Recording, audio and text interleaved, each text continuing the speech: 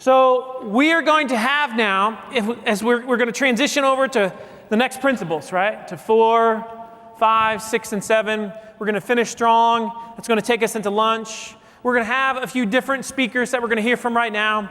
But I want to spend a little bit more time down with you, and then I'll probably hop back up later. I want to talk about something that I know many of you have been shocked of as you have embraced the Ask You Answer and really started to look at the data. On average, and I'm serious about this for you, on average, how many pages of your website do you think a potential customer would be willing to read before they buy? Now here's what's funny. This room here gives a very different answer than most rooms. The average answer that you hear for this question is 2 to 3 pages. So most people say. I think somebody's going to read 2 to 3 pages of our website on average. You see, one of the problems that we have is that we've all bought into this idea that people are too busy, that they don't have the time. And it's actually incredibly false once you start to look at the data. Before I keep going here, there's a gentleman that's walking across right now in the middle, right here. His name is Steve Scheinkoff.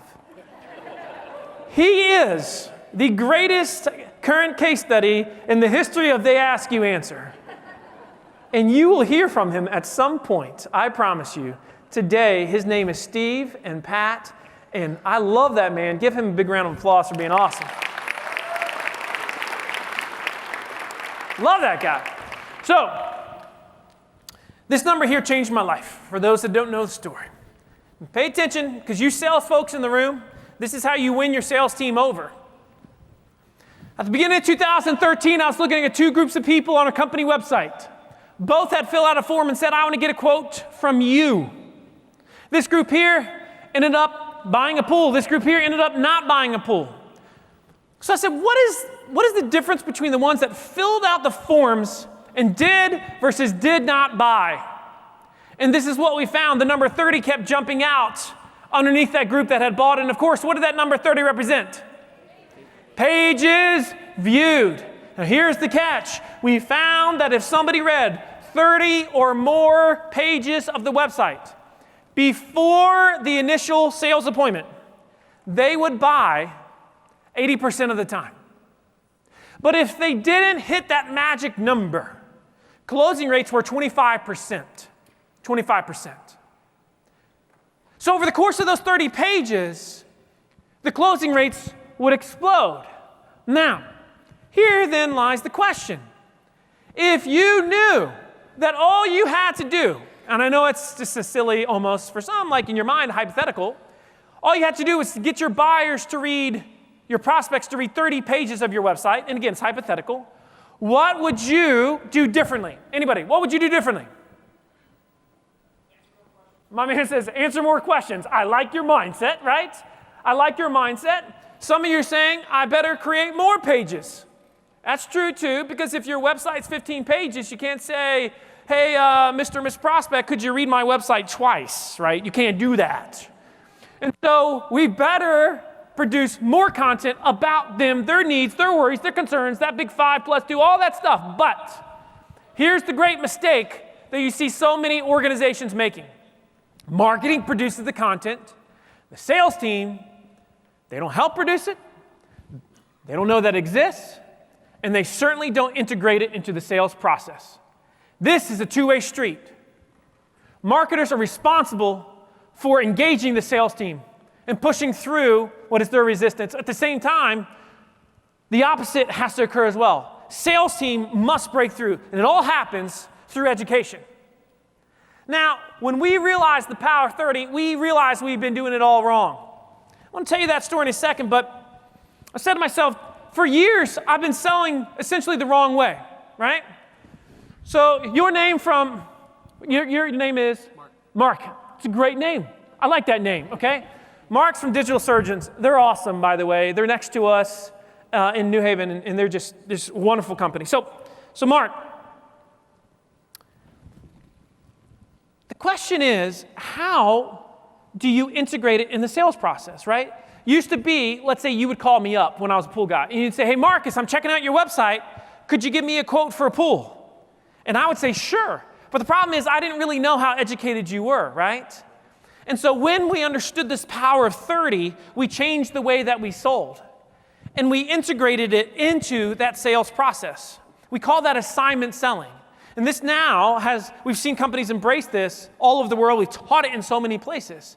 And the key is helping people understand why or the importance of integrating the sales process. So you might say to me now, understanding the power of 30, these days you might say to me or my sales team, you might say, hey, could you come out to my house and give me a quote for a pool this Friday? And understanding this, the power of 30, we would say, Mark, we'd love to, but you're getting ready to spend a lot of money. And if you're going to spend a lot of money, I know you don't want to make any mistakes. And so to make sure that you don't make any mistakes, I'm going to make sure that you're really well educated. So as we're talking on the phone right now, Mark, I'm going to send you two things that you're going to love. I'm going to send you a video that's going to show you the entire process of the pool being installed in your backyard. This way, when I come out to your house on Friday, you're not going to say to me, so Marcus, what does this process look like? You're already going to know. Now, by the way, that just saved me about 30 minutes on that sales appointment. The second thing I'm going to send you, Mark, is a guide. It's going to answer all your nitty-gritty questions about pools that nobody's yet bothered to address, like, should you get a heater with your pool? What's the best type of heater? Should it be gas or should it be electric? Should you get a cover? What's the best type of cover? Should it be mesh? Should it be solid? All those things we're going to address. Now, listen, this guide that I'm going to send you, it's a little bit long. It's about 30 pages. But I promise it'll be well worth your time. Will you take the time, Mark, to review those things before our appointment on Friday? And 90% of the time, what does he say? Sure. Does it hurt me to ask him to do this? Yes or no? No. Question is, how often do sales teams do it? And so we integrated that, what you just heard, into all of our sales appointments, in our sales conversations. And it's amazing how this affects things. And we started to see incredible things happen, like this right here. Now, I hope you can see this. This is amazing. This is the lead sheet. When somebody fills out a form on our site, this type of information that we see, it's a real story, a true person. His name is William Grizzard. We're going to call him Bill Grizzard. Now, you might not be able to see it, but it says he was an organic search. It says he was using Yahoo, which in and of itself makes him really weird. It says that he searched cost of fiberglass pool, and then it says that Bill Grizzard read 375 pages of the website. What is wrong with Bill Grizzard? What is wrong with this guy? Has he got too much time on his hands? He said he's weird. Maybe he's retired. Maybe he's a stalker. Maybe he's got obsessive swimming pool disorder. But either way you shake it, that's odd. Do we agree that's odd? Say yes if that's odd. Okay, this is weird. Because the same night I got another lead sheet in. Turns out that Bill has a wife named Joni. And Joni also did a search on Yahoo. We have the first identified Yahoo family in America right now on the screen. She searched Richmond, Virginia pools. She reads 149 pages of the site. So between these two people, how many pages of the site have they now read? 500 and some pages. What do you think that sales appointment was like, Mark? What was it like? He said, easy, you're right, because this is what happened. I walked into the house. Bill Grizzard is standing there. It's amazing. I'll never forget it. He's standing in the living room with a spreadsheet in his hands. The spreadsheet has the pool he's getting. It has every option and accessory he's getting with the pool, and all he needed from me was one little thing, of course, which was the price, contract. And I walked out of that house 45 minutes later instead of the normal 2.5 hours. And as I drove away, I started to laugh because I realized something. How much selling had I done that day? How much selling? None. Was he past 70%? Where is he? Yeah, like 99.9999. My only job was do not screw this up, pool guy. Wouldn't it be nice if every time your salespeople were meeting with a prospect, their only job was don't mess it up? I realized that day that content, assuming it's honest and transparent, and this is the great caveat, and I should probably say unbiased here as well. It's the greatest sales and trust building tool in the world. Why? Because it'll work for you more in 10 years than it will right now. It'll never quit. It'll never leave. It'll never take a holiday. It will go and go and go. Turns out that Bill Grizzard isn't a weirdo. It turns out that he is a brain surgeon in Virginia. But he's also a consumer that wants to be comfortable with his buying decisions. If we stop underestimating what people will consume, it's amazing what will happen. Which brings us to principle number 4. The quickest content, inbound, marketing wins come from sales teams using content to close deals. It definitively shortens sales cycles, and it improves closing rates. And what's great is we're now going to bring out an amazing person who's the head of revenue at Impact, and she has implemented in our B2B service-based business assignment selling. Let's give it up for Melanie Collins, ladies and gentlemen.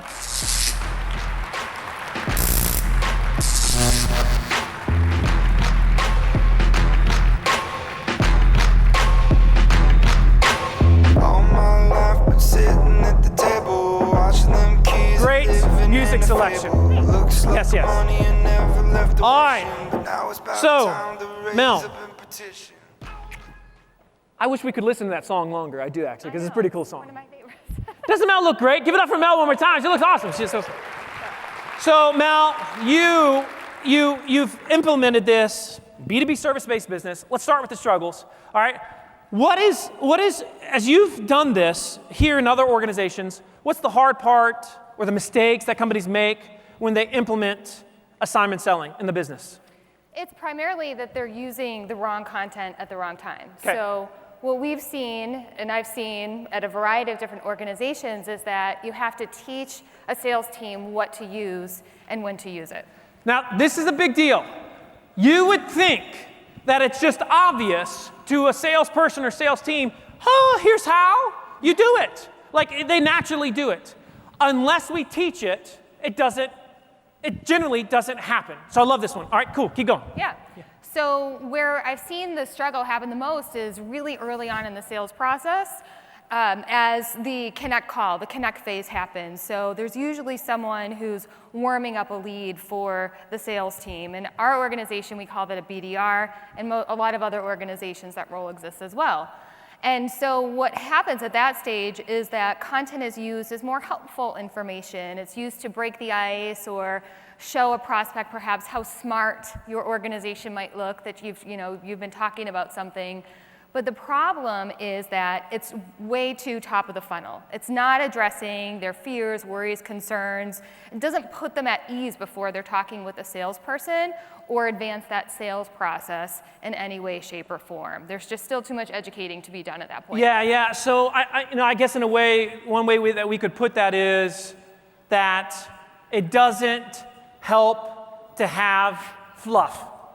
No, right? fluff is never good. And I think a lot of companies, as they start to do this, when the sales team starts, they're sending out fluffy stuff instead of very specific buyer-based questions and answers. So there's our first lesson, I'm guessing, right? Yeah, you have to get ahead of the prospect learning curve. So the farther along that you can get them before they speak with a salesperson, it's like, don't mess it up, pool guy, the better off they'll be. So the content that you introduce to them before they meet with a salesperson has to be really specific, answer major questions, and really happen before that initial sales meeting. Yeah, I love that. Okay, so here's the thing about sales teams. Not all sales teams. Sometimes sales teams, when you try to present to them new ways to sell, they push back a little bit. Yeah. There's only a little bit of laughter on that one. That was heavy sarcasm. Right. It's because the salespeople aren't here. Right. They're not here. They're like, oh yeah, I got this guy. So how, in terms of getting them to actually do it, to implement it, what have you seen that works? Because this is really, really important. Yeah, well, so the first thing that we did here at Impact is that our sales team needed to participate in an inbound culture workshop. Okay, wait. Okay, so this is funny because we are the ones that give this workshop, yet we still gave it to our sales team. So why? Well, just because they read the book, and even though they worked for Marcus, they still had to be bought in. They hadn't quite yet caught the vision of it all. This is what happens, right? Right? It's how it works. You read the book, and you might say, they're just going to get it. You don't always just get it. Some of us are going to be way more inclined than others. It's like this whole scale of buying in and getting it that you see, and it varies from leadership teams to what is sales teams or sales managers, into certainly marketers as well. Cool. Keep going. I like it. So what we did was we actually took them on site to a client that was going through the workshop themselves, and that's when all the light bulbs really started to go off. They started to see how an organization was learning about how content is used to change the buying process. They started to understand why the big five mattered and ultimately what would cause all of it to fail. So once we did that, I had to get them to start to participate in it for ourselves. So we actually went right back to the office, and the first thing that we did was have a sales content brainstorm. Sales content brainstorm. So you did that, and they came up with how many questions? Well, we easily had over 100 questions. We started with the services that we sell most, so website redesigns and inbound marketing services. And we really just said, don't hold back. You know, even if you think that it might be a silly question, someone's asking it because you're hearing it. And so we come up with a long list of questions, and then we prioritize our other services by priority rank. From there, we have a content calendar, and our awesome content manager, Liz Murphy, she's around here somewhere. Liz Murphy, Yeah. whoop, whoop, There over she there. is. That's right, that's right. She organized all of those ideas for us into an editorial calendar and then basically made those questions off limits for anyone else inside the organization. So only the sales team could answer those questions. That is cool. That's a great catch. Only they could answer it. Mm-hmm. That's right. So that meant it was like, if they answer it, they own it. It's theirs. Such a big psychological difference when we feel like we helped create something, therefore we own it, and therefore we just might use it, versus somebody just throwing a tool at us and saying, go use this. Right. Love that point. Okay? Yeah, and so the whole idea was we had to get them to see how easy it was while also making it easy for them to actually participate. And the last step that we took, again, thanks to Liz, is now that we had all of those ideas, we organized them all into a centralized sales content hub so that we had access to all of those great ideas and other content at any given time, so we could pull them when we needed them. Yeah, and I think we've got a slide for this too, and this is pretty cool because, you know, one of the things that we've seen as you know, I go out, and it's fascinating. I've spent a ton of time with sales teams at this point on a global level. And one unique problem that they have, Mel, is once they catch the vision of, okay, we're going to integrate content into the sales process, then oftentimes what you see is they're like, but where do we go to get it? There's no central repository as to where they can go. So explain just for those, because they might not fully understand what they're seeing, explain for the audience what they're seeing right here and just how basically simple it is to find what you're looking for. Yeah, absolutely. So, you know, there's no reason to overcomplicate it. We housed all of this in our internal wiki, Confluence. You can put it in Google Docs, a spreadsheet, whatever you'd like. But essentially, Liz commingled all of the ideas that we had with existing content, and they're listed here by service type and then by type of content. So we'll see existing articles, articles that are coming up to be written about, any website pages, pillar content videos, you name it. It's all right here in one place, organized by service type. That's great. And you know, the key to assignment selling, my friends, is intentionality. So in other words, one of the things that we train is to these sales teams, it's like if you're sending out an email to a prospect that doesn't include helpful content with a very specific invitation about said piece, well, then we're missing a tremendous opportunity. The culture has to be content is always flowing, teaching is always occurring as we're having these basic everyday email communications. What we do not want as sales organizations is I'm just following up email. That has never won a deal in the history of the world. It doesn't convert an organization. It doesn't lead to the light bulb coming on. Great point. Now, so let's talk about how you've used it effectively, like a good example in action. Tell us about it. So earlier we mentioned that you can't just hope that the right content happens at the right time. You have to really, in my mind, systematize it.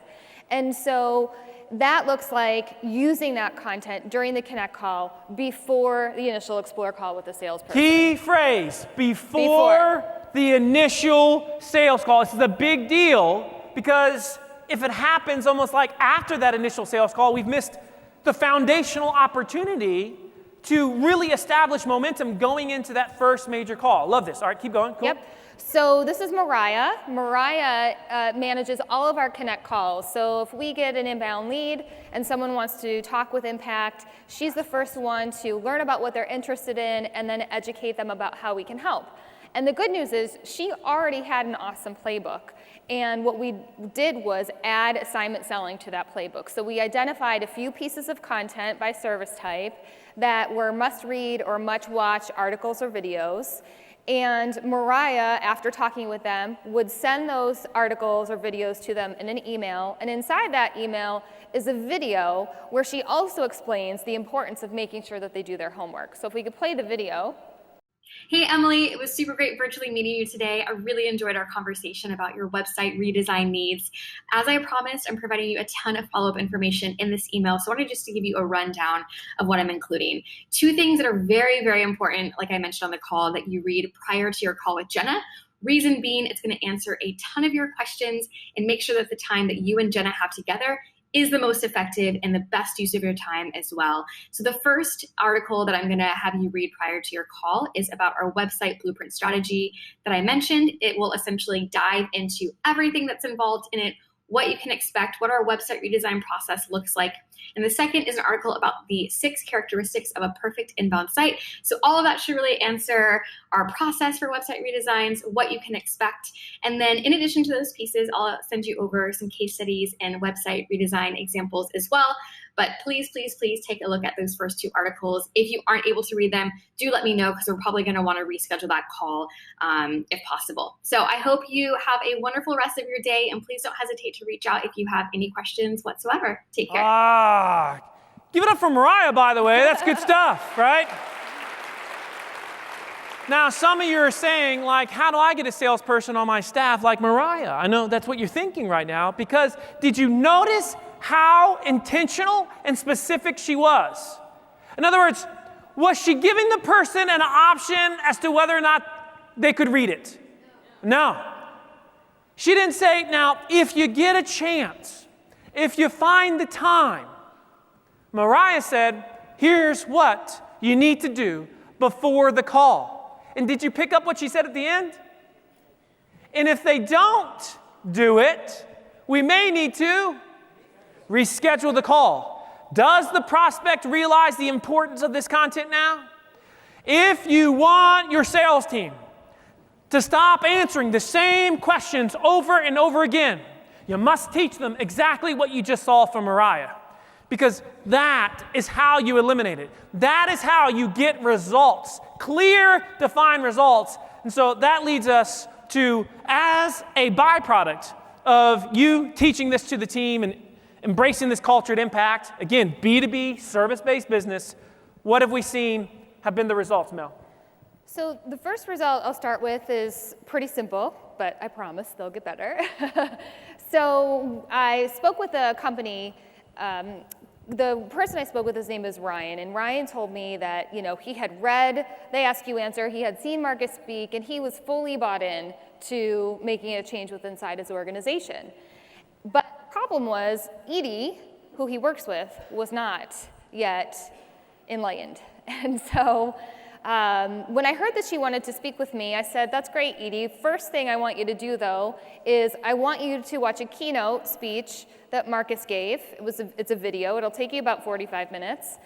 I'd also like you to read some of our case studies that we have, or watch some of our case studies that are available on our site. And the last thing is you need to listen to the call that I had with Ryan so that you can put all of it into context, and we'll make a whole lot more of our time together.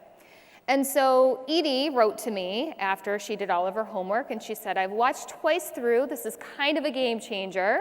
And my favorite part is, thanks for turning my head upside down.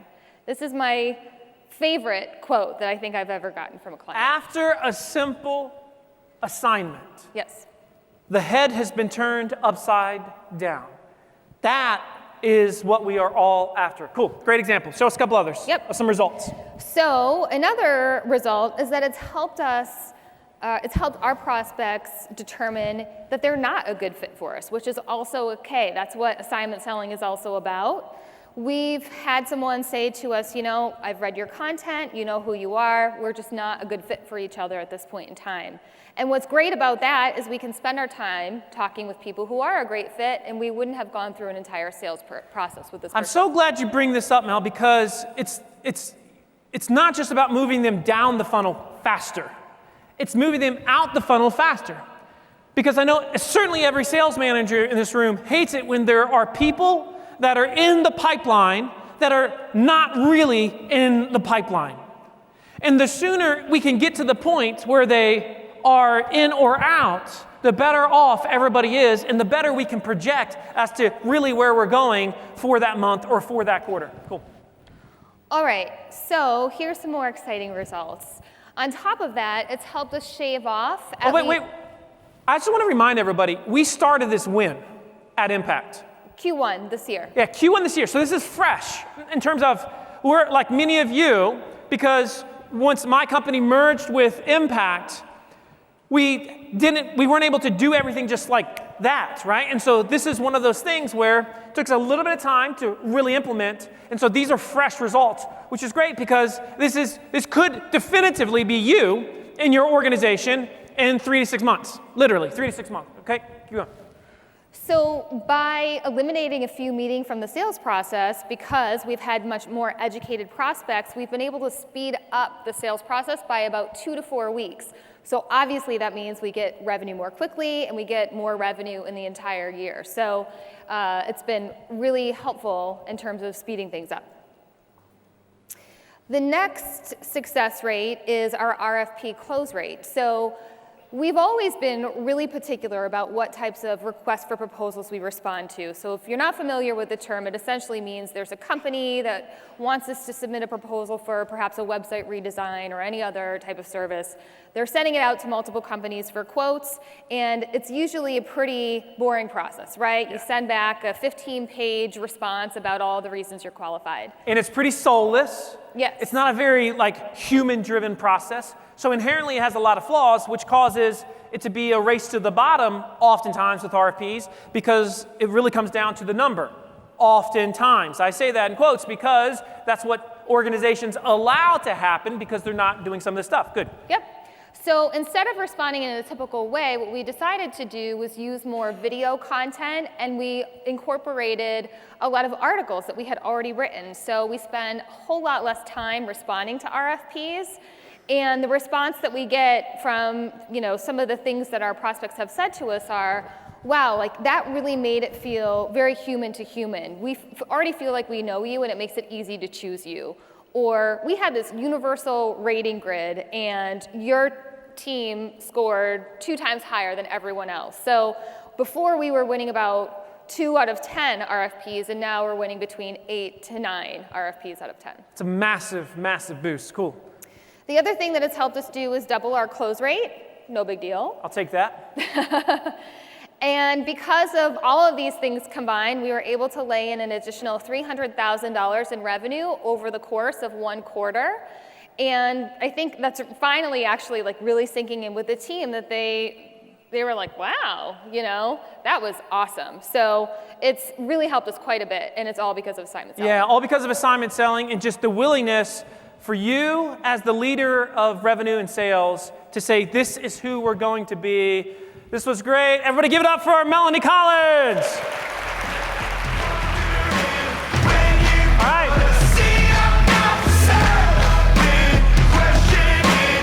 Now, what we want you to do really quickly is pull out your workbook. You're going to see a question under Principle 4, which is currently our sales team. This is very, very important. Let's take the time to do this one. Integrates content what percentage of the time on the first sales call? All right? Quickly do that. Now, raise your hand and everybody be honest and participate so everybody in the room can see. Raise your hand, and it's okay to be honest, nobody's judging.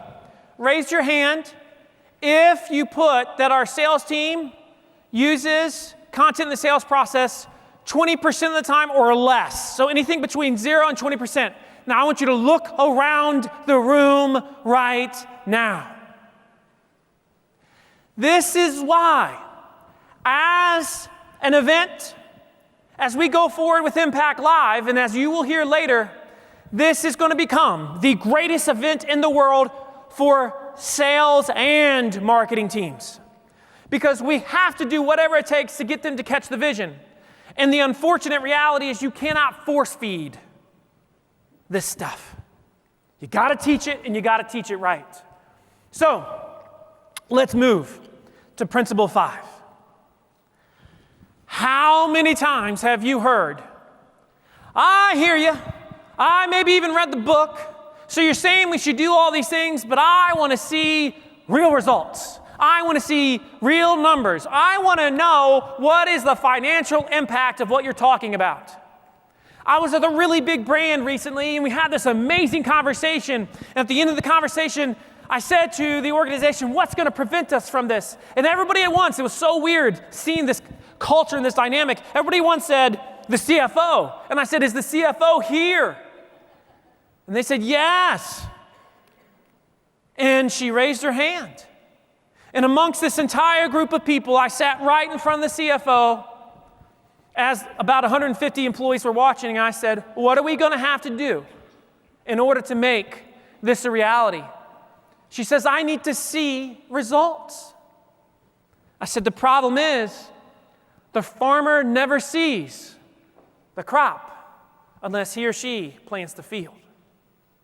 And that is a choice that we all have to make. Unless we as marketers start to show, we are going to be left behind. We must obsess over data, over testing, and over sharing the intelligence. And the way that we're going to talk about this today, and HubSpot's not the only tool, we're going to talk about some of the best case studies we've seen of marketers doing just this. You're going to love this section because the person that's teaching it is one of the foremost experts literally in the world on HubSpot. She's our lead trainer at Impact on all things HubSpot. She's dope. She's a gangster. She is awesome. Let's give it up for the Duffmeister herself, Karina Duffy. Nobody dares to speak against the word, so they just sit quiet. Do what you want. Who cares if you get hurt? No, I don't know why you wonder why, wonder why, wonder why. You're surrounded by the type of... What does it take? We good? Yeah, we good? All right. What does it take to find success with the marketing and sales technology that you're using? Well, when I look at the people who are absolutely crushing it, they really have 3 qualities that kind of run across the board for me. And these people are specifically using HubSpot to track their marketing and sales efforts. And I'm going to show you some real stories, real people that are really doing these. Some of these faces probably already look familiar to you. But before you start to check out because you say, well, I'm not using HubSpot, or maybe some of you in here don't actually know what HubSpot is, that's okay. You can substitute the word HubSpot or HubSpotting for any of the marketing and sales technology you're using, from as simple as spreadsheets to as complex as big enterprise CRM systems like Dynamics and Salesforce. So don't get hung up on that. The first quality that all of the dopest HubSpotters have, they have proof.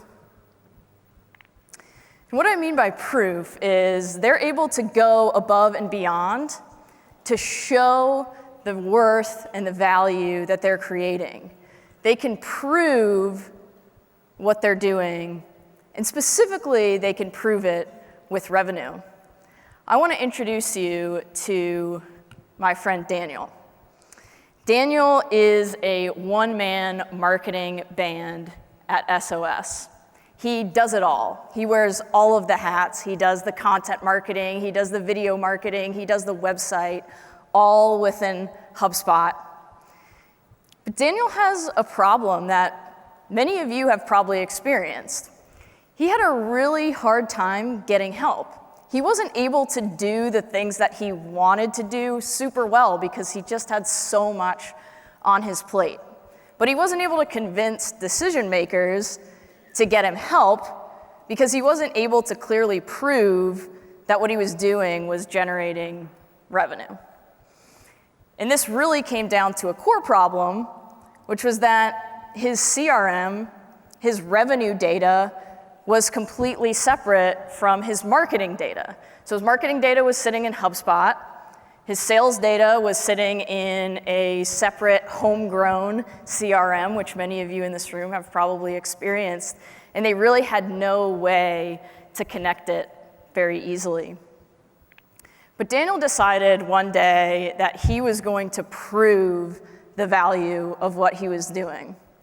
So he convinced sales leadership to get him an export of all of their deals, their closed-won deals from the previous financial year. He got down to business formatting a whole bunch of spreadsheets to be able to bring his sales data into HubSpot. So he was connecting his marketing and his sales data together. And he admitted while it was happening, it was kind of a pain. It was a lot. It was manual work, which it can be frustrating for us. We want our technology to do everything for us. We want to be able to click a button and see everything right there, but sometimes in the reality of business, that just isn't going to happen. So Daniel took the extra step. He did that import, and you know what he found? He found revenue. He was able to see from this that almost $850,000 of revenue from the previous fiscal year was generated from leads who converted on his marketing campaigns. And about 750,000 of that was people that had come directly to the website and converted from that. He was even able to dig specifically into different campaigns that he was running. So he would have to every quarter put on an on-site open house for their managed IT services and printers, and he always wondered whether it was really worth all of the logistics that he had to go through and all the planning and all of the effort to do that. Well, because of this import that he did, and because he was able to connect his data, he found that there was almost $350,000 of revenue that came from just 3 open houses that he had put on. Worth it for him to spend that effort? I'd say so. For Daniel, the turning point, and really for the whole organization, was being able to show the return on investment with the deals that he presented in HubSpot, to be able to show, to prove beyond a shadow of a doubt that what he was doing was creating a ton of value for the company. What's even more exciting, of course, Daniel is stoked about this. He's excited. But you know who's even more stoked? His boss, and his boss's boss. And because of this single act of Daniel going above and beyond to connect his data, he is now just finishing hiring his first employee for the marketing department ever. Heck yeah! That's what I'm talking about. That's amazing. So what about you? How can you go the extra mile to prove the revenue returns on your efforts? It might not be simple, and it might not be painless, but in the end, it's worth it. I'd say Daniel, he's certified dope. The next quality that all of the dopest HubSpotters have is an owner's mentality. I like to define an owner's mentality as taking whatever ownership or responsibility is given to you and running with it. How many of you guys have ever experienced silos in your organization? Marketing and sales and customer service all operating separately, yep. You're not alone. But when you can take an owner's mentality as a leader, when you can help foster owner's mentality in the people that are working for you, you can facilitate major change. A couple people that did just that are Wesley, Dan, and Michael at WS Tyler back there. WS Tyler had this exact problem. Their marketing, sales, and customer service teams were totally siloed, working on separate platforms, separate tools, all of their data was separate. And every year, management would get together and they would put together a plan for how they're going to fix all of this. But the problem was, it was management putting it together and then trying to get the boots on the ground to come together and implement it. But nobody was really bought in. None of those people were really bought into the new process. But something radical happened when leadership and the rest of the team started to get a hold of HubSpot Academy resources. They started to learn about the inbound methodology. They encountered Marcus Sheridan in They Ask You Answer. And they made a radical decision. They gave Wesley and Dan on the marketing side, Michael on the product sales side, ownership of implementing a new process across all of these teams, across marketing, sales, which had 3 different pipelines and processes, and customer service, all within HubSpot. And Wesley, Dan, and Michael, they took it and they ran with it. They put together a plan. They not only put together a plan, they got buy-in. They got all of the boots on the ground together from all of the different teams. They asked for feedback. They made real changes as they went. And they had realistic expectations. They knew that things were going to go wrong. But because they had an owner's mentality, they knew that they just had to figure it out. And leadership was able to step back and let them take that. The outcome of that, they now have all 15 of their users onboarded and using all of the tools across all of the hubs, that's marketing, sales, and service, in less than 4 months. And they did that as a team, all by themselves. Thanks, Marcus. You can give those guys a pat on the back after this. This means there's no more silos. Their marketing, sales, and customer service data is all in one place. They're all working hand in hand every day in the same information. Talk about amazing lead intelligence. Every single contact and customer that you have, you can see the full funnel from first touch to the sale and beyond the sale. My favorite part of this, though, this whole thing is something that Wesley said. She said, we knew that HubSpot was going to help us track the success of our content and inbound efforts, but what we didn't know is that it would get people this excited and unified at our company. Can you imagine people at your company describing their marketing, sales, and service teams as excited and unified? That's incredible. So what about you? How can you, if you're a leader, maybe get out of the way a little bit in order to give your team members room to take ownership? How can you ask them to take ownership of some of the pieces of your process? And if you're a doer, how can you take that ownership of, whatever responsibility has been given to you and run with it? Or maybe how can you ask for more ownership from your leaders? Wesley, Dan, and Michael, I'd say they're certified dope.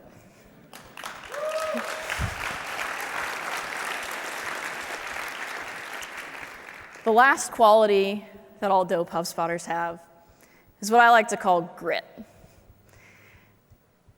Grit I define as persevering even when the world, or maybe just the powers that be, feel like they're doing their best to keep you from doing anything, to stop you in your tracks. I wonder if any of you have felt like there's a person or a process, even a technology, that's keeping you from achieving the things that you want to achieve, that's stopping you in your tracks. I want to introduce you to 2 of my grittiest friends, Lee and John. who also happen to be two of the kindest Southern gentlemen you will ever meet, which I just get a kick out of. You're going to hear about these guys more tomorrow, so I'm going to give you some spoilers, and you've already heard about them today. They're just getting blown up today. These guys went all in on They Ask You Answer in 2017, and they had some really amazing initial successes. They were seeing a lot of growth, they had momentum, and then something happened. In June of 2018, corporate got wind of what was happening, and they decided that they did not like the attention that this regional lazy boy retailer was pulling away from the corporate brand. And so they mandated that these guys make a whole bunch of changes to their website, change their URL, distance themselves from the lazy boy brand, change a bunch of things in their marketing and their branding. And thus ensued what I like to call website Mageddon. Traffic went down significantly that month, and I think it really felt like a punch in the gut, like a big stop to the momentum that they had. They rebranded to FurnitureAcademy.com. They changed a bunch of the things that they had been doing.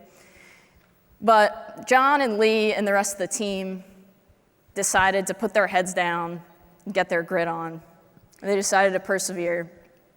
John said this: "Once we were determined to be the most helpful teachers in the world when it comes to furniture and interior design, we didn't let anything stand in our way." They got back to the core of what it is that they had started to do with They Ask You Answer, which was being amazing, helpful marketers. One of my favorite things that they did in HubSpot was they changed up the way that they were doing email nurturing. So they made it much more user-focused, self-selective, where you can tell them what you want to learn about, and then they'll send you the most helpful, valuable, non-salesy information that they possibly can. And they're getting some of the highest open and click-through rates that they've ever seen on these emails, especially when compared to some of the things that they were doing, all of those green dots. That's really good. But it's translating into the real stuff, which is what we all care about, right? They've gotten more traffic, more leads, and more sales than they ever have. But specifically, they went from 4,700 unique organic visits in June of 2018 to 33,000 unique organic visits in June of 2019. That's not cumulative, that's just in June of 2019. They went from 31 new organic contacts in June of 2018 to 317 new organic contacts in June of 2019. Again, not cumulative. And in Q1 of this year, they already generated over $3 million in revenue from those leads that they generated. That's about 50% of their total revenue, and that's $900 a lead. John told me that whenever a lead comes in, he now just hears a cash register, like cha-ching. It's incredible. So what about you? What can you do to overcome the obstacles that are in your way of executing? It might be an organizational obstacle, it might be a technology challenge, it might be just the ever-changing nature of the industry that we're in. John and Lee and the team at Lazy Boy Southeast, there. Anybody? Certified dope.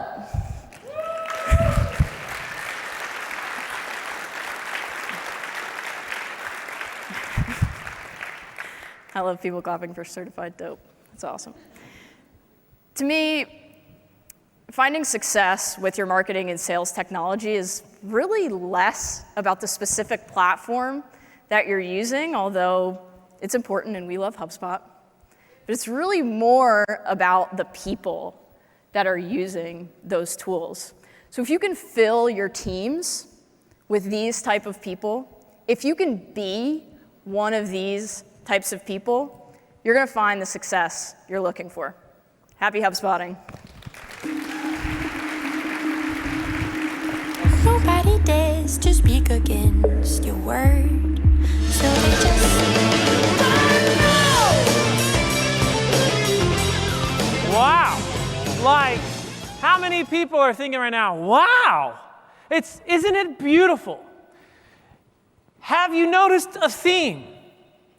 You go to some events, theory after theory after theory, and here we're seeing over and over again real businesses, real results, real application, stuff that's actually working for your peers in this room.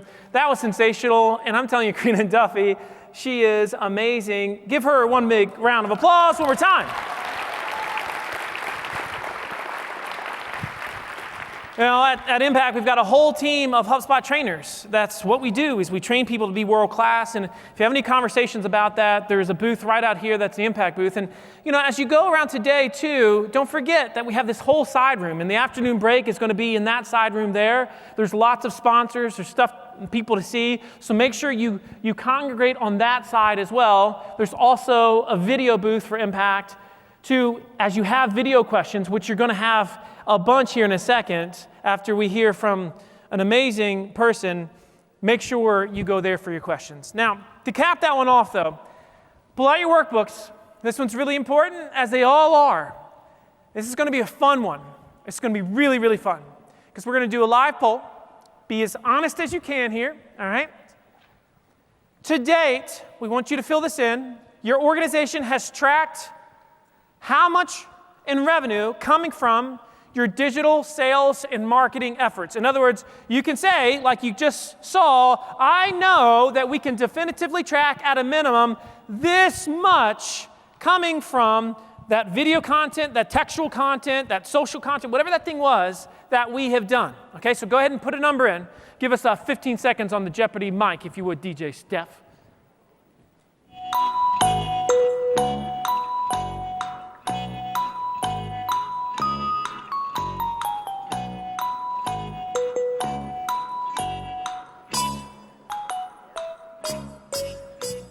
Awesome. All right, now, gotta ask, please everybody participate, because I'm curious.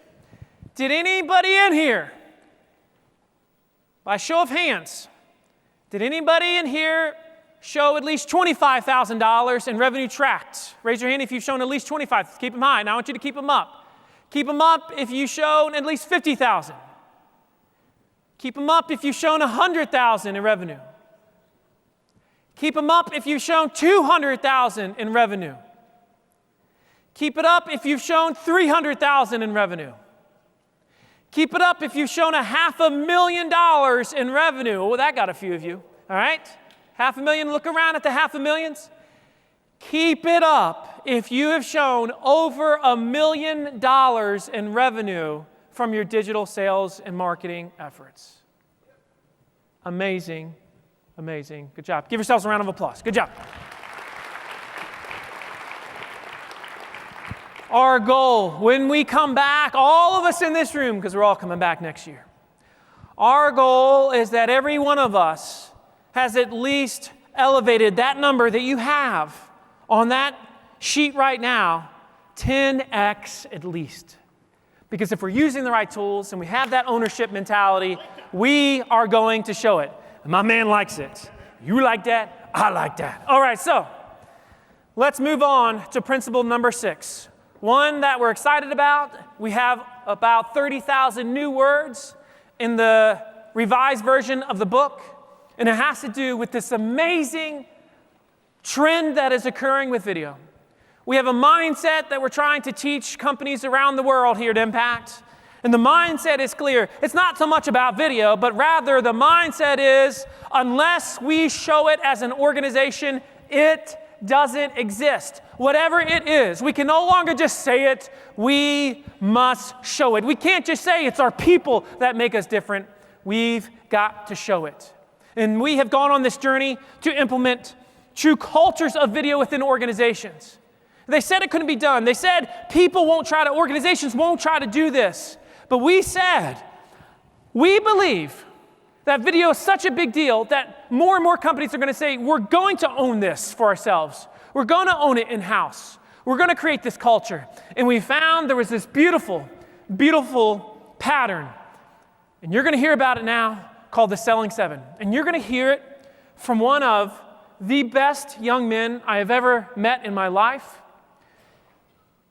few years ago, Zach Basner was doing literally landscaping. And I think he told me he was making $12 an hour. And he came to me and he said, I want a job. And I said, I don't know if you've got it. And then he proceeded in 30 days to get all 12 HubSpot certifications in 30 days. This is one of the most motivated and inspiring people I've ever met.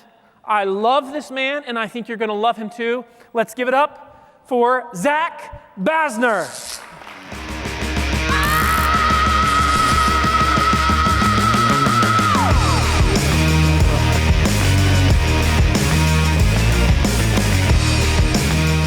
All right, what's up, Impact Live?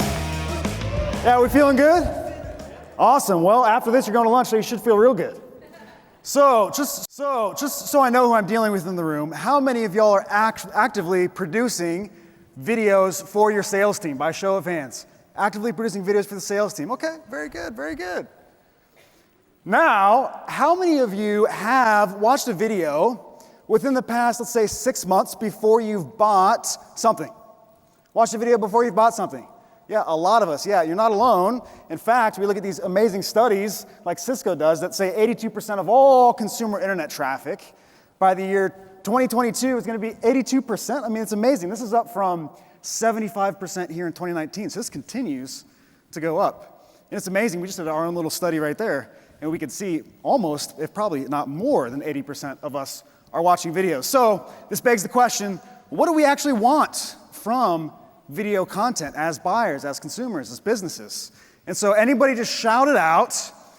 How would we define a great video? Just shout it out. What's like one thing? Okay, I heard personalized. It's great. Personalized, so it tells us what we need to know. Okay, what else? Relevant, love it. Educational, so once again, you're seeing what you need to see, hear what you need to know. What else? There's one that everyone almost always says. It's short, it's concise. It's not going to take all day. Yeah, I love it. And there's all these other ones, right? So we've got short, concise, unbiased, helpful. It shows me what I need to see, tells me what I need to know. Notwithstanding this fact of what we all want from video content, the number one type of video that businesses come to us at Impact and they say, we got to have this video, Zach. It's the most important thing we could possibly make this year. Can anybody guess what that video is? The About Us video. Which is funny, right? Because we just said we want stuff that's about our fears and our worries and our concerns and shows us what we need to see and tells us what we need to know. Yet everyone's saying, hey, we need a video that's more about us as the business. It's amazing. It's fascinating. So the question is, why would organizations always continue to ask for a type of video that has no proven revenue behind it? Why would they keep asking for it? Because they don't know. Because everyone else is doing it, right? Everyone else is asking for About Us videos. So when we set out on this journey, 3-4 years ago, helping organizations with their video productions and with their strategy, we were looking for a key. Were there certain types of videos that if an organization only knew what they were and how to use them, would create radical results with traffic, with leads, with sales, and almost guarantee success? And we found those exact videos. And we call them the Selling 7. Now, the thing is, you're going to hear about these. You're going to go, yeah, but Zach, there's all sorts of types of videos that you didn't talk about. You didn't talk about how-tos or product tutorials. Yeah, there's tons. There are tons of styles. But what I want to give you today is what works and what we know is proven to work. Sound good? Yeah. Awesome. So we're going to start off with my personal favorite, which is what we call the 80% video. And here's how we named the 80% video. If you go to almost any sales team, you go to your sales team today, and you ask them, out of all of the questions that you receive on your first sales call, what percentage of those questions are the same every single time? Many would say roughly 80%. So this begs the question, if we know what those questions are going to be, then why do we wait until the first sales appointment to address them? Who is in sales? By show of hands. All right, right down here. What's one of the number one questions you get on your first sales appointment? It's a suitability question. It's a suitability question. On a Chemical resistance on a pipe. Geez, this sounds really complex. Could you answer it? Yes. And what if you did? What would happen? If I did, If you did answer it before that first sales appointment? I'll make the call a lot smoother. Absolutely it would. It not only makes that call a lot smoother, but it makes the whole sales cycle shorter because now you're not wasting your time educating in the sales call. You're selling like you're supposed to be doing. Now, let's say you are actually in the video and you're the one who's actually the salesperson who's working with them. What else is going to happen? I'm going to ask what else can go wrong or where it doesn't. Sure, and because you're in the video and you're going to be the salesperson that's working with them, how are they now going to feel on their first sales appointment with you? They're going to feel more familiar. Yeah, they're going to trust you, right? They're going to trust you, absolutely. And so that's another best practice about this 80% content is that it actually has the people who are going to be working with those individuals. Now, the folks over at New Tech Machinery, they had a problem, and we used the 80% video to solve this problem. What was the major problem we were trying to solve with the 80% video? People were coming to the company and they weren't sure which machine was best for them. Yeah, a lot of leads, but the problem is the leads weren't educated enough when they got into the sales process, right? So we could do a better job. And so we're going to show you a quick example of an 80% video from New Tech Machinery. Hi, I'm Clark Knapp from New Tech Machinery. This video will answer some of the common questions we receive. Our panel machines are good for both. We've got the SSR, which is the Multi-Pro Junior, the residential machine, that's what the R stands for, and the SSH, which is a hydraulically powered and sheared machine. And both of those machines run residential panels. Well, the SSQ runs both residential and commercial profiles. We build a wide variety of portable roll forming equipment, but we focus on seamless gutter machines and portable roof panel machines. Our seamless gutter machines start at about $6,200 US and go up from there depending on the size and configuration of the machine needed. As far as our roof panel machines go, they start at about $27,000 US and go up from there depending on whether the machine's residential, light commercial, or commercial. Warranty for the New Tech Machinery is probably the best in the industry, consisting of 3 years on all parts and labor, including electrical components, limited lifetime warranty on the drive rollers against separation, and a limited lifetime warranty against normal wear and tear on the forming rollers. All right, so what do we now know about New Tech Machinery before we even get into the meat of the sales process? What do we know? We know price, yeah. And what's really special about that one is, how did they talk about the price? Different value. Starting at, right? So they gave us a floor. This is important, right? Because if we have a floor, what happens? We disqualify bad fit leads before they even get in, right? Yeah, what else do we notice? Warranty. Yeah, these are important things to know before we get into the sales process. Would you agree? Can you all do this? Of course you can. Of course you can. The best way to start this project is to get with your sales team and figure out what are those common 7 to 10 questions that we're answering in every single first contact. Address all of those questions individually, but also in one video, which is the 80% video. And if you use assignment selling, like we talked about a minute ago, you assign it before the first sales appointment. Now, moving into bio videos. See, the thing is, a lot of people don't get these right because this isn't necessarily always a biopic. And oftentimes, we as companies have these meet the team pages, or we might even have, if you're really advanced, you got your picture and your email signature. That's like super advanced nowadays, right? We can do better. So how often have prospects actually seen your face, heard your voice, before they shake your hand? You don't have to answer it out loud, but just think about that. Think about that. What if they knew you or got a sense for who you were before they even met with you? We've got a great example from somebody who's actually on stage right now of a wonderful bio video. Let's go ahead and take a look.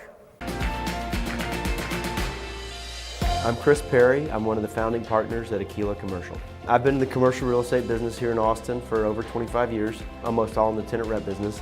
That's my niche and my focus. I love what I do, and I'm excited to come into work, and I love the people I work with. I really do.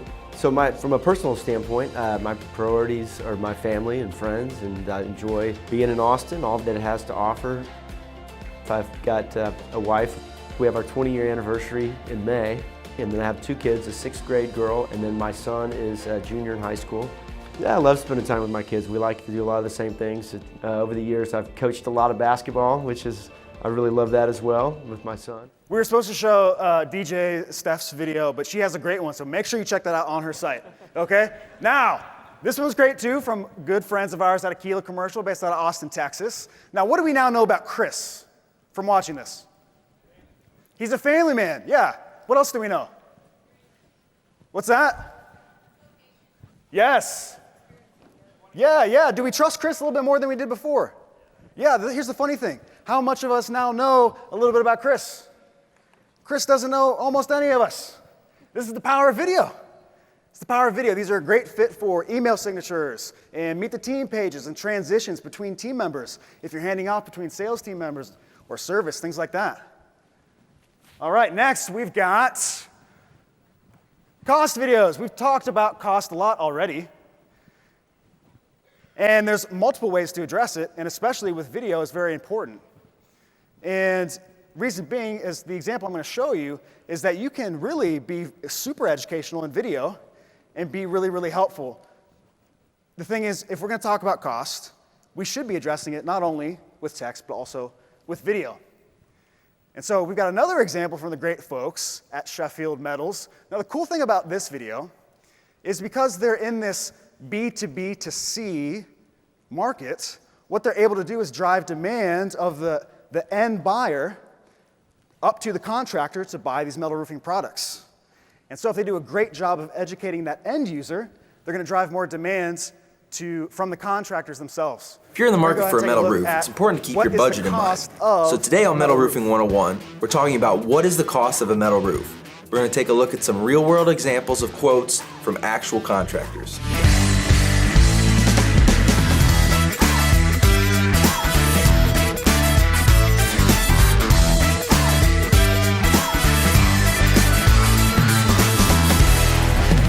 What's up, guys? I'm Thad Barnett. Welcome to the Metal Roofing channel. When you're comparing metal roofing types, you've got a couple different choices you can make. Adam is at his house right now, and he's going to get a couple different bids from some contractors, and we're going to take a look at a range of different metal roofing types. We've got multiple bids coming in, and that's important because it assures that our contractors are both qualified and that our prices remain competitive. When a contractor comes to your house for a bid, they'll ask you some different questions, maybe take some measurements on your roof, give you some examples, show you some different panels. In the description below, you can download a free checklist that we have created for you of questions you can ask a contractor at your next consultation so you can make sure your bid is qualified. So here's a look at Adam's roof. As you can see, it's pretty simple. It's about 3,000 square feet. And all of the quotes that we're going to take a look at today include tear off of the original shingles, as well as some minor modifications to the plywood deck if necessary, and a synthetic underlayment. The first panel type that we have quoted today is a 29 gauge exposed fastener panel with an SMP paint system. Our range of bids started around $3.75 a square foot and went to somewhere around $4.05 a square foot. For Adam's 3,000 square foot residential home, that came out to about $11,250 to maybe about $12,150. Through this whole process, I think there's two main takeaways. Number one, not all metal roofing systems are created equal. And number two, you're gonna pay for that quality difference. And not only that, contractors can charge a variety of prices based on a few different things. Labor can vary dramatically based on geographic location, quality of products used, access to those quality products, as well as overhead. Stay tuned here on the Metal Roofing channel for our next cost video where we break down each one of those factors individually. How about a big round of applause for Thad and Sheffield Metals? And Adam made an appearance in that one as well. Yeah, they're doing great stuff. So now, what do you notice about this cost video? What are some things you noticed? Very detailed, yeah. How'd they talk about the cost? Range. Give you a range. Why is that important to you? Yeah, and ultimately the answer is it depends, right? So we saw one option, and then Thad goes on to talk about multiple options as well. It's a really great, I mean, it feels like you're watching the Discovery Channel or something, right? It's a really neat style. It's comfortable to learn in. All right, next, we've got landing page videos. Now, how many of you have videos on your landing pages right now? Okay, now it's just to specify what a landing page video is, first we have to figure out what a landing page is. A landing page is literally any page of the website that has a form on it. So any page that you're asking for information, especially that sensitive information, like email addresses and phone numbers. And so when we, as internet users, are out perusing the internet and we get to a landing page, especially one that asks for sensitive information, like our phone number, like our email address, how do we feel? How do we feel? How do we generally regard these types of pages? Annoyed. Why? Because we're not ready yet, right? See, this is really interesting. We all have this hesitation about filling out forms, and this is a learned behavior. We weren't taught this in school. Hey, don't fill out forms on landing pages. We've all been spammed before, and when we get to these pages, we feel like, what's going to happen with my information? So if we feel that way, is it possible our prospects feel the same way on our landing pages? Absolutely, they do.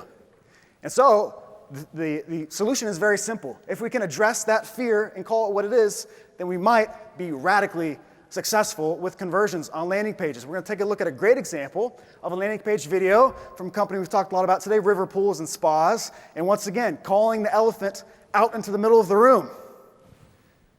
What's up, guys? Christian here with River Pools. Listen, we've all had that uncomfortable moment when it's time to submit our contact information online, and we wonder, am I going to be inundated with spam email? Am I going to receive a million phone calls from different folks trying to sell me something? Well, the answer is no in this case. So what will happen when you submit this particular form? Well, you will have opened the line of communication between you and a project design specialist.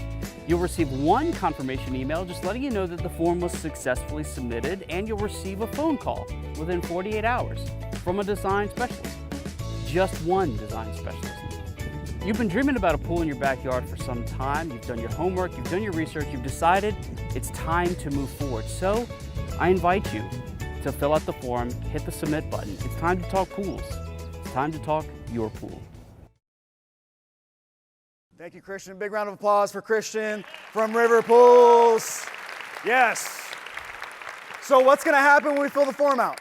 What's going to happen when we fill the form out? You're going to get one email, one phone call from one design consultant. Is this important to you? Yeah, now you know what's going to happen when you fill the form out. So you're much more likely to fill this thing out. The thing is all they had to do, they didn't have to change what happens when somebody fills the form out. They just had to say exactly what's going to happen. This is a very sensitive page. This is a request a quote page. We all know what's going to happen the minute we put our information in on a request a quote page. So this is very important. And not only are these videos important, but we have to make sure people watch them as well. So there's a lot of optimization you should do on your pages to make sure that they're actually being watched. All right, next, we've got product service videos. Product service pages are some of the most trafficked decision stage pages of your website. The reason I say that is because if somebody gets this deep into your website to a product or service page, they're ready to make a decision. They're getting pretty specific at this point. The problem is when most people talk about their product or service, they sound like what? Salesy. And what are they doing that makes it salesy? Because you can tell, right? You can pick up on these things. We're all smart. They only talk about the things that are great or why their product is amazing and why it's the best one-size-fits-all for everybody, right? And they never actually represent the cons or the reasons why you might not be a good fit. That's exactly what we're trying to figure out when we're on these pages. Am I a good fit for this product or service? There's 6 elements of a fantastic product service page video. What is the thing? Am I a good fit for it or am I not a good fit for it? Why do I need it and when should I buy it? How much does it cost? And how do I go about buying it? We've got a great example from a client of ours, Circle Furniture, based out of Boston, Massachusetts, and they have a lot of products. But they knew that if we're going to do this really well, we have to not only talk about what's good about these products, but what would make someone not a great fit. So let's take a look at this example here.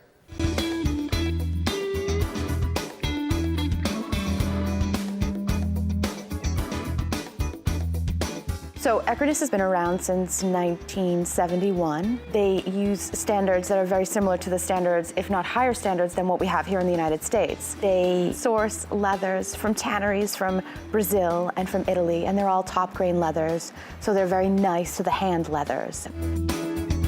They are the only chair that is endorsed by the American Chiropractic Association. More than once, people have come in from doctors that have said, you should get one of those Equitas chairs. It'll be very good for you. The downsides, they're not for everyone. I mean, they're not traditional. They're very contemporary, which doesn't fit in everyone's house. But yet people want the comfort of an Equinus chair. They know that they're comfortable, they know that they're gonna last, they know that they're gonna use it every day, they know they're gonna love it. So sometimes it's find the comfortable chair first, and then find the style, and then find a colored leather and a finish that will go with maybe your traditional look in your house. How about a big round of applause for Circle Furniture? I know there you are. Great job, great job. Now, as you noticed, they not only represented what would make somebody a good fit for this Equinus chair, which I think I might be a good fit for because those things are awesome. But if you like a traditional style, they're not exactly, they're very contemporary, right? So we know if it would be a good fit for us or not. Do we see? Do we see? Very cool. Moving on from product service page videos, we've got claims we make. So each and every one of us, if we think about this, we make claims about our business. We've got the best service, we've got the best product, we've got the most innovative this or that widget thing, we've got the best people. And the problem is, in many industries, many companies are making the same claim. And they're fighting over that claim, and because nobody's actually showing it, what does it become to the marketplace, to the buyers? It's just noise. And therefore, it serves us no good. Now, there's nothing wrong with having competitive differentiators. In fact, we want to have claims. And I'm going to show you one of our favorite examples of a claims we make. And it's inspiring. And I think you're really going to be fired up about this product. So let's go ahead and roll this example. At Service Red, your reputation matters. We believe long-term solutions create long-term partners. And quality defines your company. We believe you shouldn't have to change your business to meet the demands of your suppliers. And you deserve products developed specifically for your needs. We believe it's personal. It's personal. It's personal. If you're better, we're better.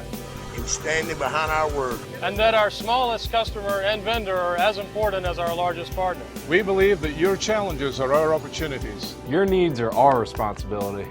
And they don't end at 5 p.m. We believe in going the extra mile. The same day shipment. I can ship your order in an hour. We believe we save you time. By helping you do what you do best. We believe in your continuous improvement. We will not let you down. We will not let you down. We will not let you down. We believe in you. We believe in you. We believe in you.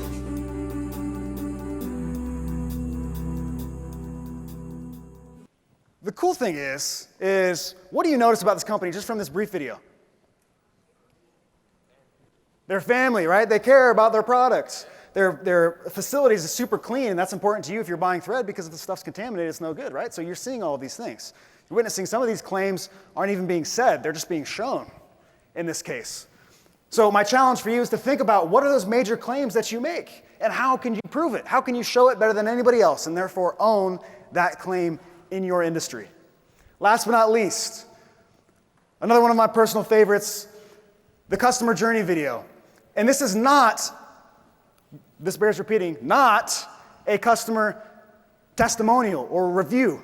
It's very different. It's very different. I'll tell you how it's different. In a normal testimonial or review, you get the happy ending. And that's it. That's all you see. And we're smarter than that as consumers, right? We don't trust just a happy ending. There's something that happened going into that, right? What if instead we could see and therefore experience the journey that another person just like us went through?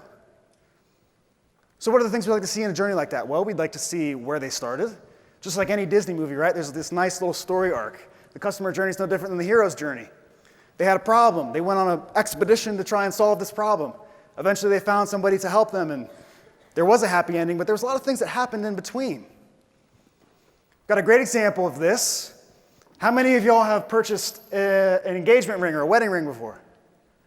Yeah, pretty big purchase, right? You don't want to make a mistake. And so who better to vouch for a jeweler than somebody who's already had experience with one? So let's take a look at this example from Burroughs in the UK.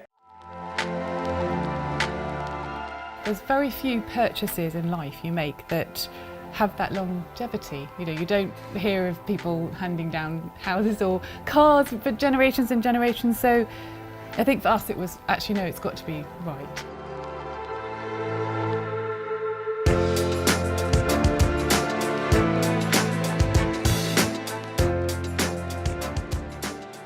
my beloved aunt died and she left me her rings. I was amazed at how profoundly sort of grateful I was and how inheriting something could mean so much. I've never really inherited anything before like that.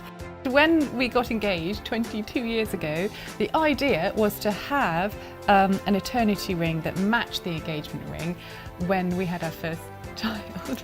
But life just took over. But it's our 20th wedding anniversary and we decided that it was the right time.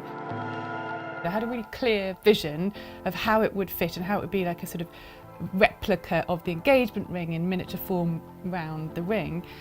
I found that a lot of jewellers are quite persuasive and felt like they were trying to sell you something. But you don't really get that with beryls. It's much more sensitive. And Boy, that cuts deep.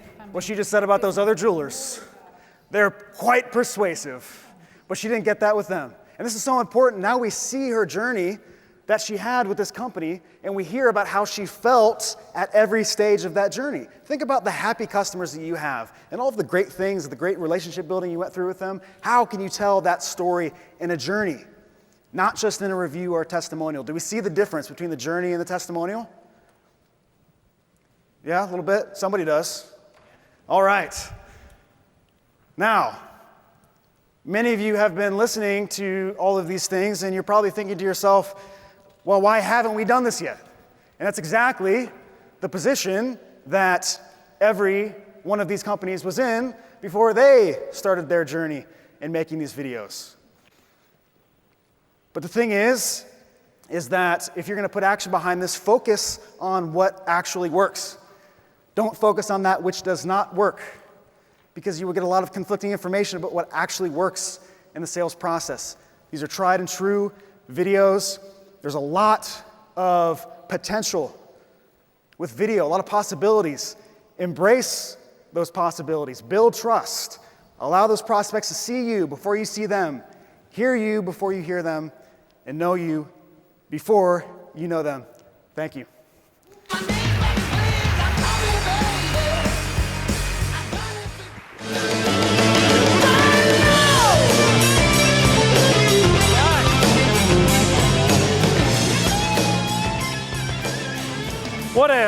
What a guy.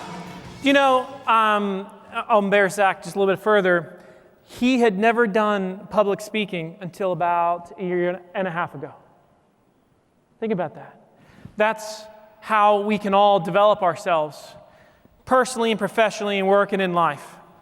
Now, some of you are thinking as you've watched this today, you're like, all right, you've been preaching this need for ownership. I don't have an in-house videographer, which I'm getting ready to talk about now. But one thing that we do at Impact, our mindset is, philosophy is, we want to teach people how to fish. Because if we teach you how to fish, you can feed yourself for a lifetime. One of the very few agencies in the world that does this.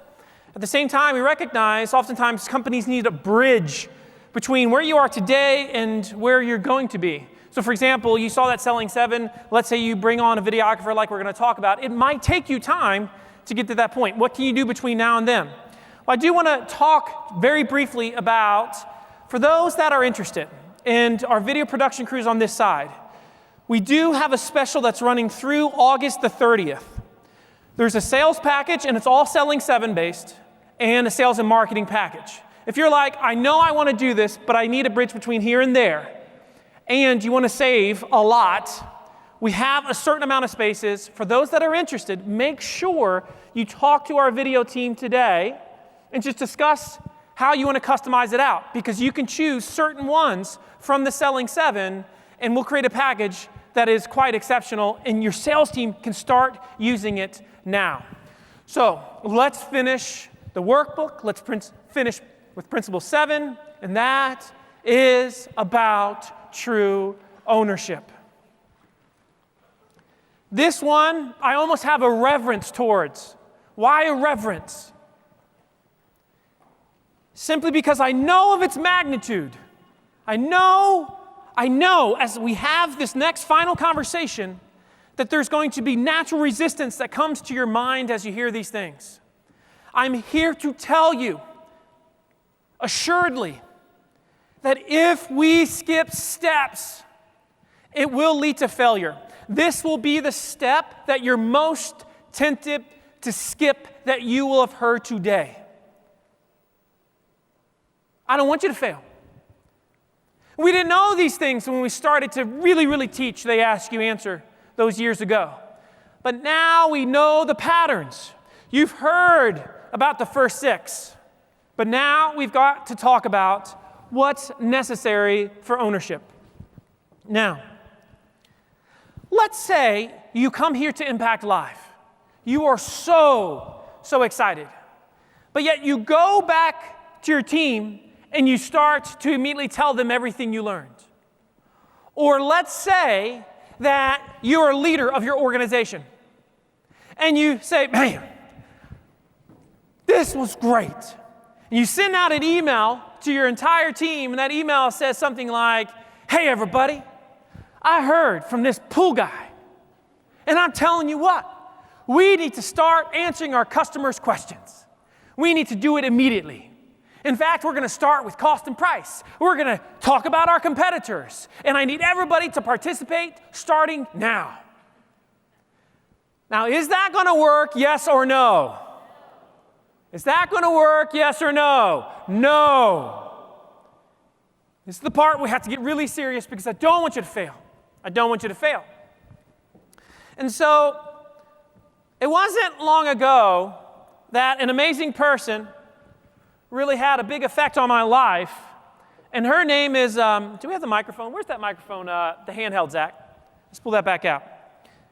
There is a person that really changed my life with this. And that is a person that's in the audience. And I want to interview her, but I do need that microphone real quick. So go ahead and grab it. Now I want to tell you the story about Krista. She doesn't know I'm going to do this. Krista wrote the foreword to the Ask You Answer. All right? So if you read the Ask You Answer, don't skip the foreword. Now, she was the CMO of Block Imaging International. What Block does is they do refurbished medical imaging equipment. So in other words, they'll take an MRI machine that's been put out to pasture, and they'll refurb it, and they'll sell it to a health organization that can't necessarily afford a new one, because a new MRI machine, does anybody know how much it costs? On average, about $2 million. About $2 million. So Krista had been reading my stuff, and she's like, I believe in They Ask You Answer.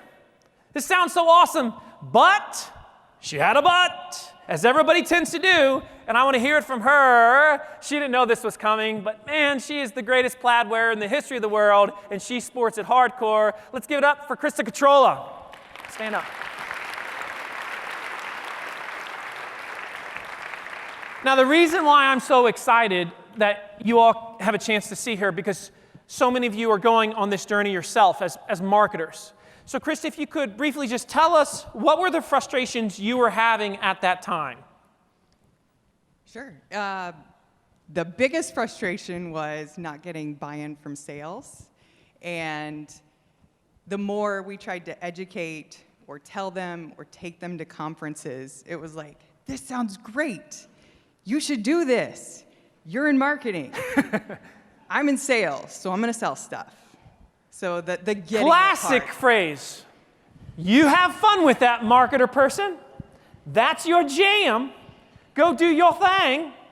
I'm going to go sell stuff because that's the stuff that really matters. And so Krista calls me up one day, and she says something that changed my life, because I was mainly just a pool guy at the time that was writing about sales and marketing. She said, Marcus, I want you to come out to my team, and I want you to convince them that they all want to be a part of marketing. I said, maybe I'm not supposed to be a pool guy. Literally. The moment changed my life. Now, Krista, in a nutshell, could you take what happened next and just put it just in a few sentences as to what happened and what was the result? So what I had spent over 1 year trying to get buy-in for, and hours and every single day, Marcus did in a matter of 4 hours. And from going from one person giving me semi-okay blogs, I now had 50 people contributing blog articles, and all of them understood question equals content. The they ask, you answer mindset. And then we just had tons to work with. At the end of the day, we had over 100 question blog title brainstorms, and a lot of people who are real excited about not just writing, but how this would change our business and how we would also help them grow their personal brands. So that's what they got. And block imaging just took off, and it's all because of one person with the determination to say, I'm not going to accept that we're not all going to catch the vision, and that's Krista Catrola. Give her one more big round of applause.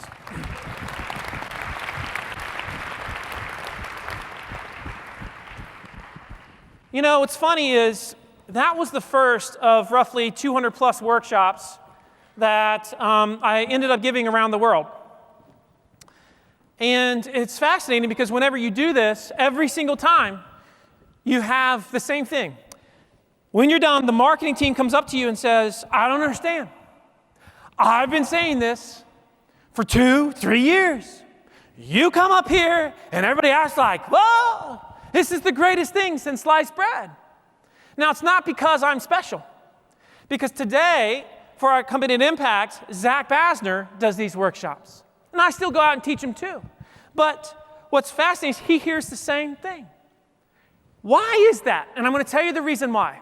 And this is the hard psychology for many of us in this room to accept, but it's one that, unfortunately, is as human as it gets. There's an old phrase, and it goes like this. You can be a prophet to the world, but nobody will listen to you in your hometown. You might be the smartest marketer. You might have every HubSpot certification.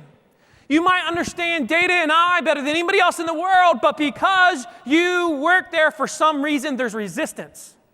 It's the same reason within your family, your kids don't listen to you. It's the same reason. It's the same reason. And so, you must do whatever it takes to get the team together and to have these experiences. Now, you might be asking, can I give this workshop myself to my team? Well, you could try. And I don't want to sell you short. But more often than not, and this is frustrating, and it puts me in a weird position because this is something we offer. So you might hear me talk about this and say, well, Marcus, it's because you offer this. No. It's because I've seen so many companies try and fail. The greatest way in life to resolve a concern is to address the concern before it becomes a concern. This is the ultimate way to get in front of the issue. It's through an event, as Simon Sinek would say, where your entire team, mainly leadership and sales, understands the what, the how, and the why, which is what we did that day with Krista and Block Imaging, which is why they took off as an organization.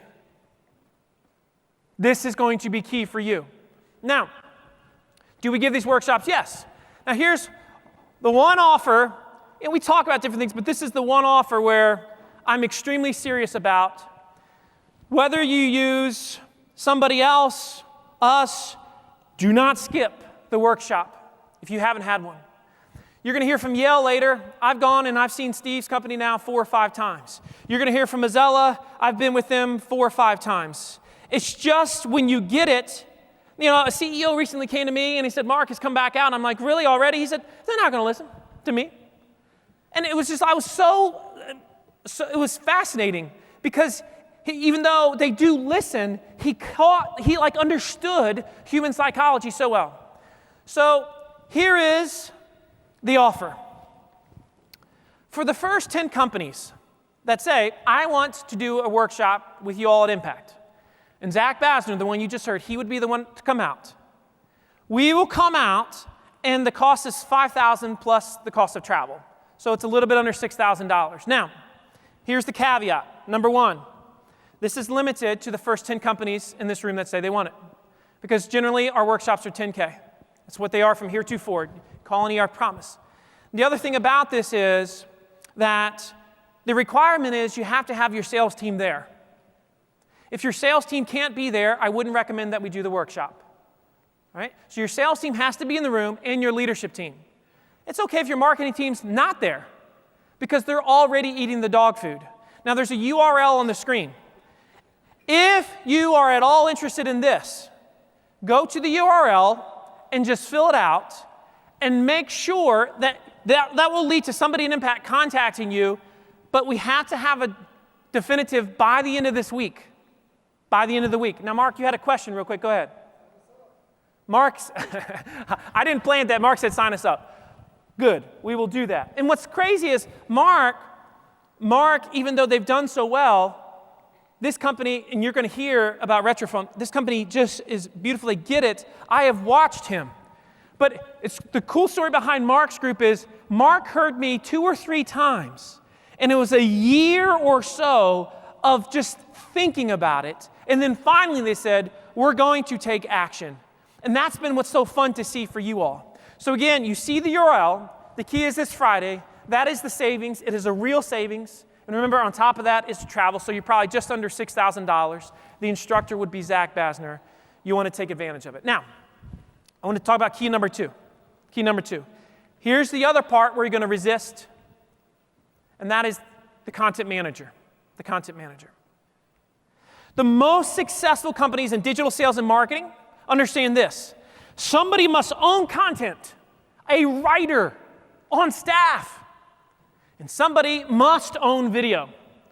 Will this all happen overnight? No. And I know that's what you might be thinking. It won't happen overnight. Can everybody in this room necessarily afford it? No, not necessarily. This is why when I was literally losing my business, that I became that writer because I didn't have the choice. I didn't have that choice. Many of you in this room do. You might be a solopreneur right now, but eventually you're not going to be a solopreneur. So this might be the vision that you have. But the key is that somebody must own it. Now, luckily for you, never in the history of the world have there been more potential content managers available than there are right now. They're called recent journalist graduates. What can they do? They can write, they can edit, they can interview. Remember, you're not trying to convert everybody on your team to be writers or videographers, but you're trying to put them in a place where they can communicate what they know, what's in their head, and get it up on that magical screen. Get it up in the cloud. That's what a journalist does.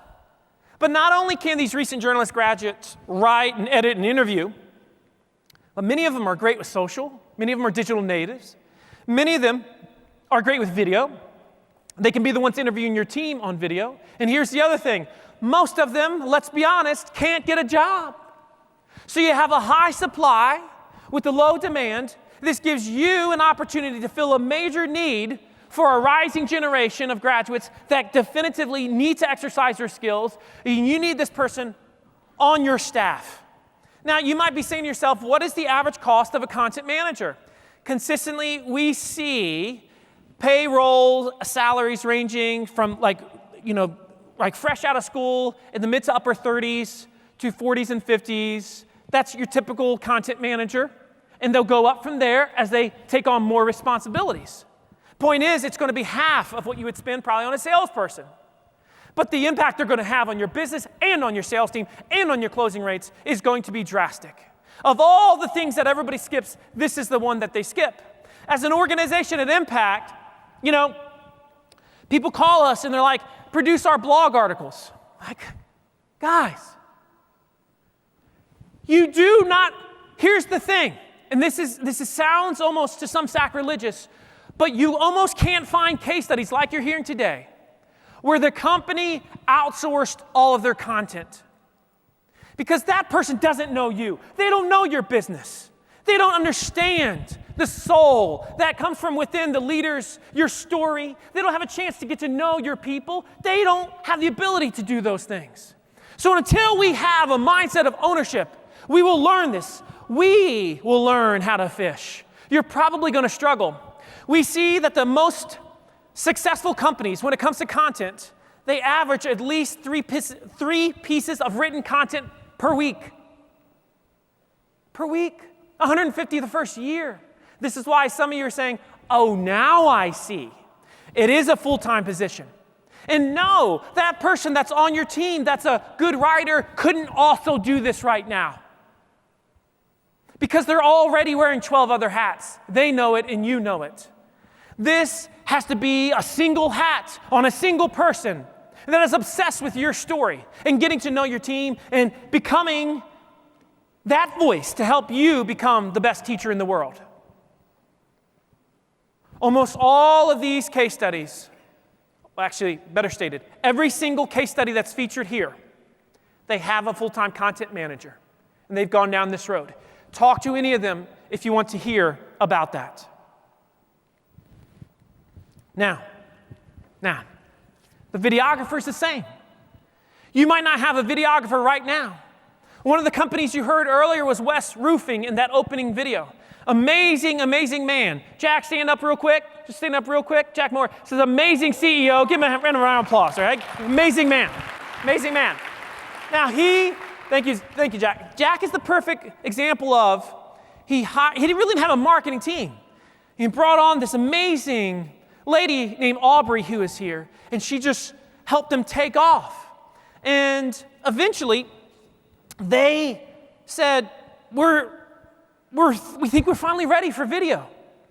And so it took some time. They didn't do video for the first 6 to 12 months. And so this is a process, but the point is, you know how it looks, and you're going to really see how it looks after lunch. So what is possible if you bring it all together? Well, the first case study that you're going to see after lunch, an amazing one, is a man that I have grown so fond of, and he is as good as they come, even though he acts so hardcore, and his name is Steve Scheinkoff. Now, Steve came to me years back now. I guess it was 7 years. And you're going to hear his story. He'll describe it on the video. But he wasn't getting results. I mean, he was producing content, but the content wasn't leading to a growth in traffic. In fact, here's his quote, growth in traffic. He wasn't getting enough. He's like, Marcus, why is it not growing? And I looked at his content and I said, oh, I get it, Steve. Steve, you like to talk about Steve. But nobody cares about Steve or the stuff Steve wants to talk about. What do we care about as buyers? Ourselves, our questions, our worries, our fears. Now, after Steve got over being greatly offended, he said, you know what? You're right. You're right. And this man took it upon himself to revolutionize the kitchen appliance industry. You see, Yale sells kitchen appliances as a local Boston retailer in Massachusetts. First thing he did, he said, all right, if you're on the sales team, and this is a shot from his learning center, if you are on the sales team, you are required to participate in the company's content production efforts. It is not an option.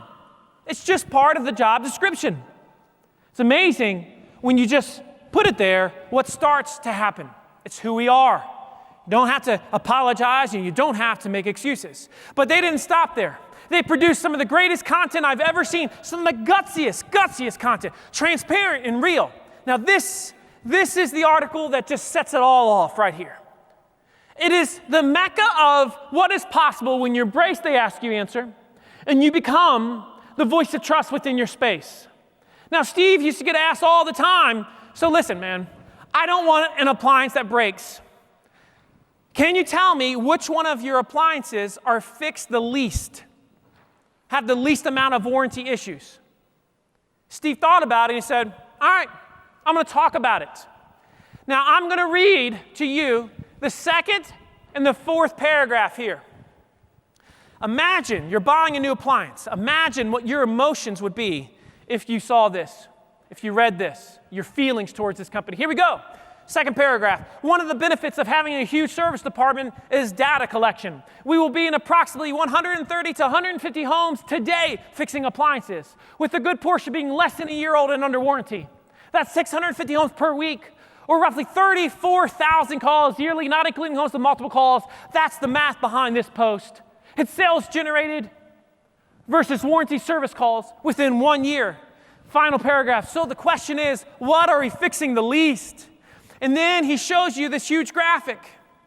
The graphic shows you all the brands that he sells, the total units he has sold from each one, the total service calls he has run on them, and therefore you learn the least service brand that he sells, and lo and behold, you also learn the most serviced brand that he sells.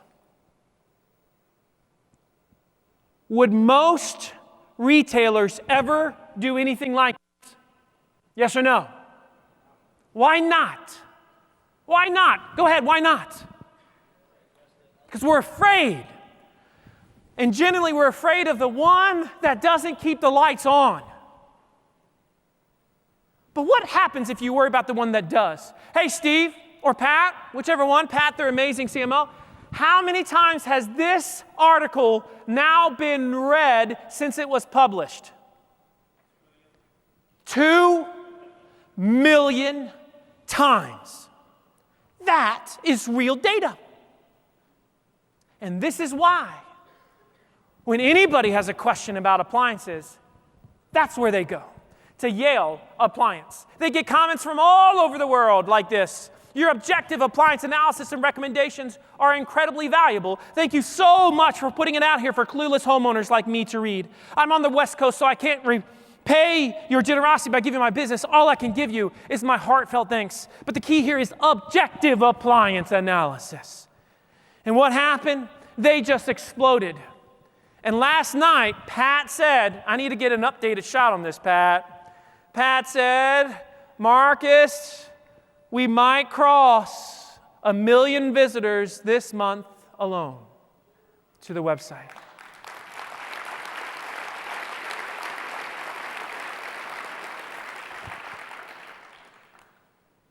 And I've never gotten a commission, Steve. Thanks. Thanks a lot. Final points about my dear friend Steve. When we embrace this philosophy of they ask, you answer, in 2011, they're doing $37 million in sales. All the while, everybody in the industry is saying things like, Amazon's killing us. Retail is dead. Brick and mortar's at the end. Steve said, keep on talking. Last year, they did $120 million in sales while spending $700,000 less in advertising. 3 stores now instead of 1. Margins in a brutal industry are up 5%. They're getting 3,700 leads a month. They've gotten over 100, and this stat is older. I mean, it's like by now they've gotten probably over 200,000 contacts. Over 6,000 customers have come directly off of their digital sales and marketing efforts. Steve says, and I quote, we can account for at least $10 million in revenue coming directly off of the website, and they don't even do e-commerce. All these people come into the store. Is brick and mortar dead? I don't know. Go talk to that guy. You might feel a little bit differently, and that's what's possible when you do it differently. My point to you is don't wait. You're going to have fire when you leave here. You're already fired up. You're ready to go. Don't let that fire burn out. Don't skip the steps, though. If you skip the steps, you might be that person that comes back to me that I so often hear and says, Marcus, I read it, you said it. Daggone it. I felt like we could skip it. Can't skip the steps. Get started today. Now, I've got a project for you at lunch, and then one more story, and then we're going to break. By the way, have you had an amazing time so far today? Give it up if you've had an amazing time.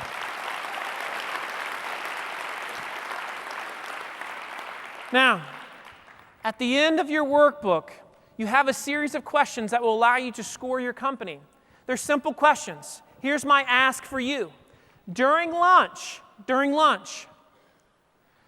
with your team or by yourself, take the time to answer these questions. And with just a couple of you afterwards, we'll probably review after lunch, just a couple people in the room. But please do this. It'll force you to answer questions and think about things that you haven't necessarily thought about before. There's something powerful about standing on the scale, right, and looking down and looking at the number and saying, yep, that's the number. It is what it is, and now I've got to deal with it. Before we go to lunch, I want to thank you that you have entrusted us at Impact with your time. You could be all over the place right now. You could be busy answering emails. You could be busy running sales calls, but you decided to come here. You came here because you felt that it was more important for these 2 days that you worked on your business than in your business. And I congratulate you for that, and I thank you for that. And on behalf of the entire Impact team, I thank you for that. But I want to talk about why we really came. Sure, we came for traffic and for leads and for sales, for trust. But I would argue we came for a deeper reason. In 2009, when I was struggling as a business, and I thought we were going to lose it all, I was at a low point in my life.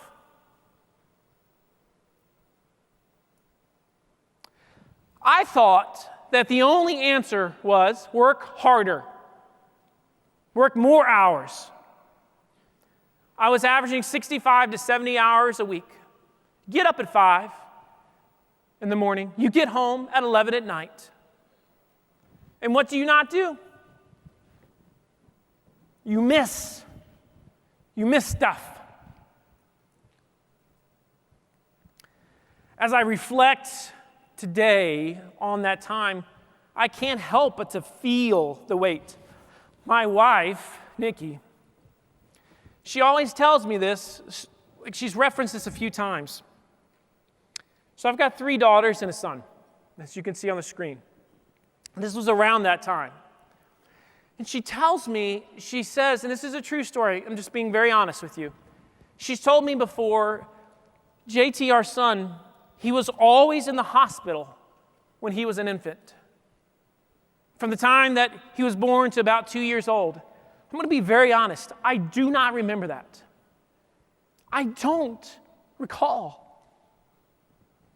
And I didn't think I was aloof. Instead of working harder, one day we said, how about we do it different? How about we finally get smarter as an organization? How about we do something that's never been done in this space? And as you know, it saved the business. And it took me on this crazy journey all over the world where we can now become essentially family.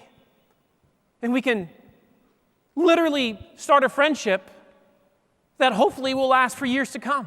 That I'll see you, we will see you every single year here at this event. Today, I can tell you with a surety that I have spent more time with this family than any other time in my life. My son, who's 16 years old now, we spent 200 hours together fishing last year alone. My daughter Danielle, who's now 18 and in college, she traveled with me around the world twice. You want to talk about something that changes a life? You travel the world with a child. They're never the same. They're never the same. So this is my challenge to you. You remember why we're actually here. We're here so that you can get back the time. The time that you need to do that which is most valuable in your life. To spend with those people and those things that you value most. Now, for everybody in this room, that could be different. But that's why we're here. Make no bones about it. And so when you get tired or fatigued over the next couple of days, you remember your deeper why. You remember why you came and why we're here and how we're now family. And if you do that, you're going to get so much out of this event. Let's continue to make this a success. Please give yourselves a really big round of applause.